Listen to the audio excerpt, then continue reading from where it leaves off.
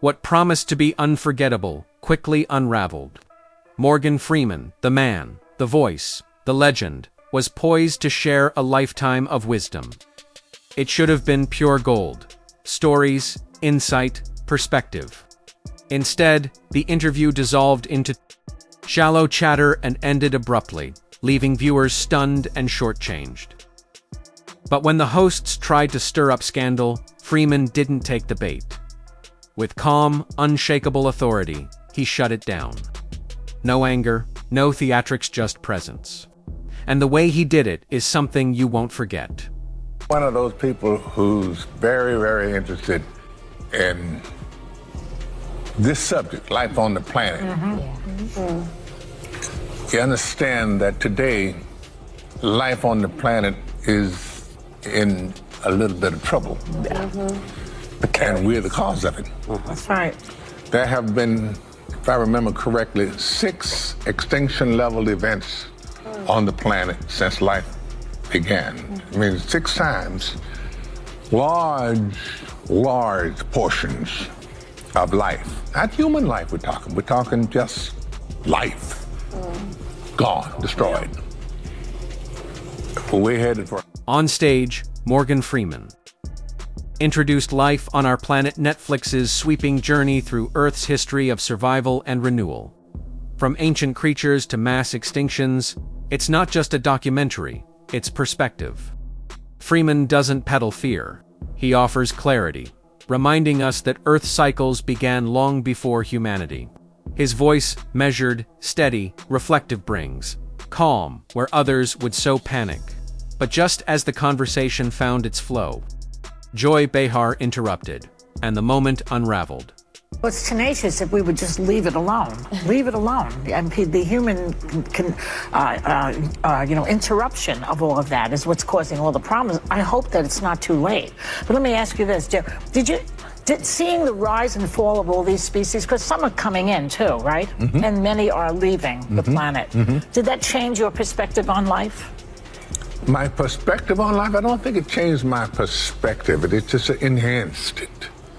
Because for a long time now, I've been listening to what they say about, I drive an electric car.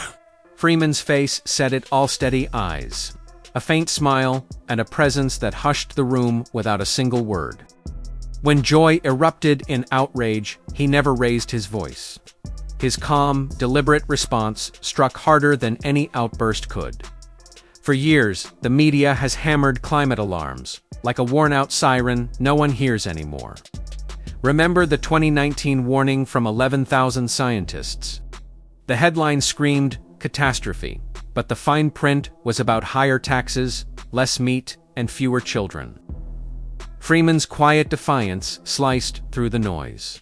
And that's when Sunny jumped in, asking the one question she never should have. I want to ask you about a different documentary. Go ahead. As some politicians around the country try to erase Black history, you're making sure people don't forget vital parts of our past, including this documentary that you executive produced called 761st. Did I get that right? Yeah, 761st Tank Battalion, the original Black Panthers, about the first Black battalion to fight in World War II. First Black Armored Battalion. Yes, and you served in the Air Force. I know that. This film was then very personal to you. Oh, yes, heavens. Start in the 40s and move up. And how many times did I see Black people in the movies? And if I did see them, what were they doing? There were servants. They were always. I know it's appalling. I can give you the name. If you watch old movies, Betty Davis movies are particularly, even though she's great, and it's the period. It's not her fault. It's the period. It's upsetting to watch. To tell you the truth. It shouldn't be that way because somebody did make money. Facing Morgan Freeman, a man whose voice carries global weight, Sunny thought she could manufacture a headline. Instead, she sparked a meltdown so humiliating that The View scrubbed the clip from YouTube, as if erasing it would undo the moment. But the internet doesn't forget. Their clumsy attempt at racial baiting collapsed in full view. Ance has never wavered.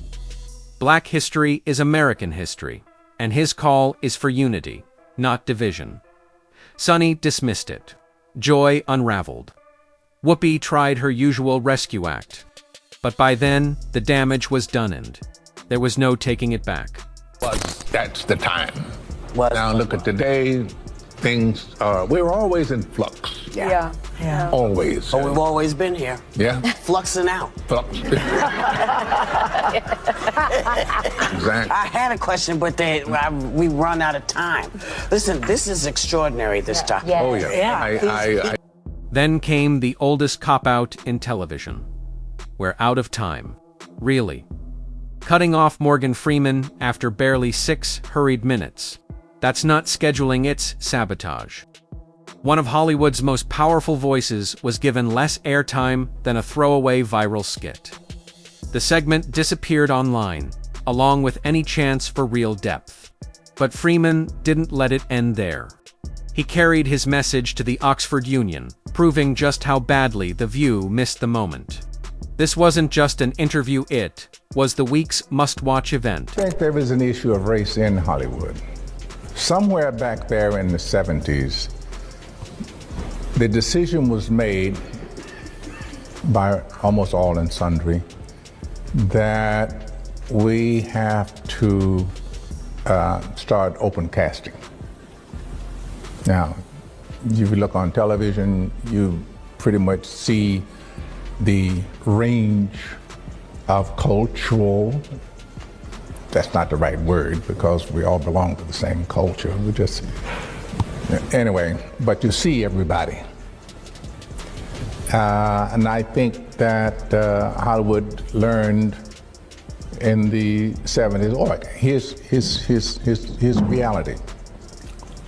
Isaac Davis directed a movie called Cotton Comes to Harlem. It made hundreds of millions of dollars. And of course, Hollywood is colorblind. It only sees green. Ask Morgan Freeman a real question, and you get wisdom most can only hope to touch. He doesn't just recount history, he's lived it, shaped it, and carried it across generations. Hollywood has changed around him, yet he's remained its steady center. When he speaks, every word carries gravity. And still, The View fumbled. With a living legend seated before them, they let the moment dissolve into chaos. Unbelievable, but somehow they managed. In a media culture driven by outrage and clicks, every revelation doubles as marketing, and the line between truth and performance vanishes. What's needed is honesty. That's where we'll leave it. Hit like, subscribe, and I'll catch you in the next one.